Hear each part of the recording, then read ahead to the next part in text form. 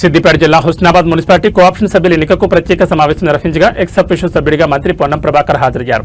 Municipality cooption సభ్యుల ఎన్నికకు municipal commissioner Mallikarjuna voting నిర్వహించగా జనరల్ కేటగిరీలో కోఆప్షన్ సభ్యులుగా పున్నా లావణ్య, బూక్యా సరోజన ఎంపికయ్యారు.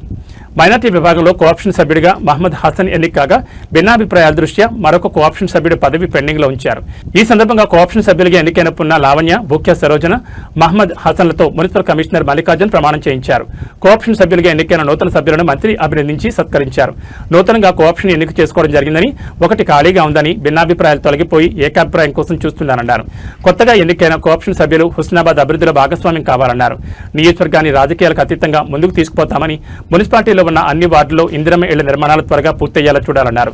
కొత్తగా ఎన్నికైన కోఆప్షన్ సభ్యులు మున్సిపల్కి మంచి పేరు తెచ్చేలా కౌన్సిలర్లతో కలుపుకుంటూ ఒకే గొంతుగా ముందుకు పోవాలన్నారు.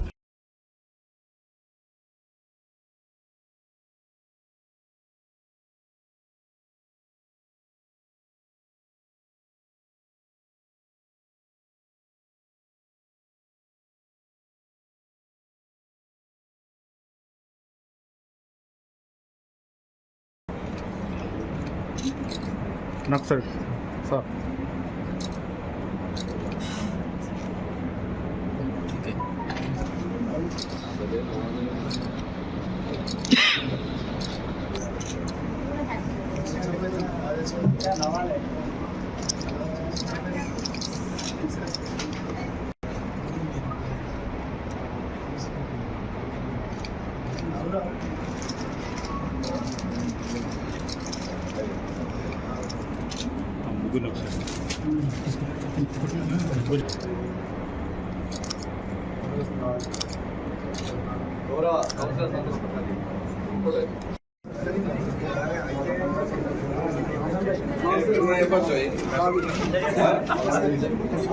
చెప్పచ్చు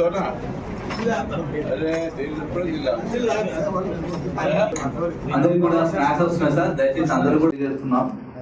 కొత్తగా ఎన్నికైనటువంటి కోఆప్షన్ సభ్యులకు విజ్ఞప్తి చేస్తున్నా, దయచేసి మున్సిపల్ గౌరవాన్ని పెంచే విధంగా గతంలో అనుభవం ఉండొచ్చు, మంచి ఉండొచ్చు, చెడు ఉండొచ్చు, ఇప్పుడు మాత్రం సహచర కౌన్సిలర్ల సహకారంతో వాళ్ళ ఓటు హక్కుతో గెలిచినారు కాబట్టి మున్సిపల్కు సంబంధించినటువంటి పేరు మంచి పేరు వచ్చే విధంగా కొత్త వ్యవహార రీత్యా మనందరికీ కూడా కలుపుకొని 20 మంది ప్లస్ మీరు ముగ్గురు, నేను ఇంకొకరు వచ్చిన తర్వాత మొత్తం 25 మంది ఒక టీం లాగా ఉండాలని, అది ఏదైనా కూడా హుస్నాబాద్ సంబంధించి ఒకటే గొంతుగా అభివృద్ధి, ప్రజల సమస్యలు, సౌకర్యాలు, అంశాలు ఉండాలని కోరుతాను. ఎవరిని ఎటువంటి ఇబ్బంది కలిగేసే ప్రయత్నాలు ఉండదని కూడా కోరుకుంటాను. మనం మరి మున్సిపల్ లోపల ఇవాళ కోఆప్షన్ ఎన్నుకోవడం జరిగింది. ఒక ఖాళీ ఉంది, దానికి సంబంధించి కొంత భిన్నాభిప్రాయాలప్పుడు ఏకాభిప్రాయం తేవడానికి కొంత సమయం తీసుకొని అందరినీ కూర్చోబెట్టి, ఎందుకంటే మున్సిపల్లో వేరే ఇప్పుడు విపక్షంగా నలుగురు ఉన్నా అందరం కూడా కలిపి హుస్నాబాద్ అభివృద్ధికి సంబంధించి ఒక ఆలోచనతో పోవాలన్నప్పుడు కొంత భిన్నాభిప్రాయం ఉన్నప్పుడు దానిలో ఏకాభిప్రాయం కొరకు ప్రయత్నం జరుగుతోంది.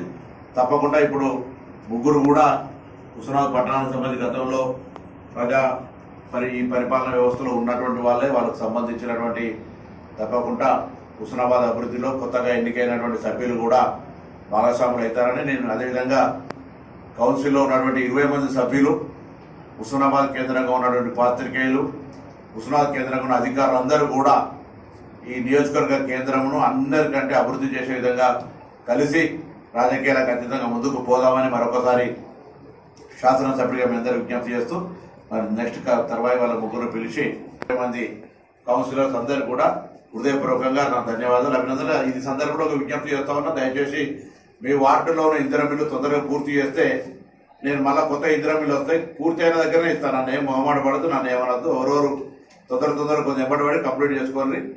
వాళ్ళు ఆ ఇందిరమ్మ ఇల్లు కట్టేటోళ్లకు ఎంబడి తిరిగితే కొత్త ఇల్లు శాంక్షన్ వస్తాయి. మళ్ళీ పేదోళ్లకు, అర్హత కలిగిన వాళ్ళకి ఇస్తాను. అవి కట్టకపోతే నన్ను మీరు మీ వాడలో ఇల్లు శాంక్షన్ అడగడానికి ఇబ్బంది అవుతాను. ప్లీజ్.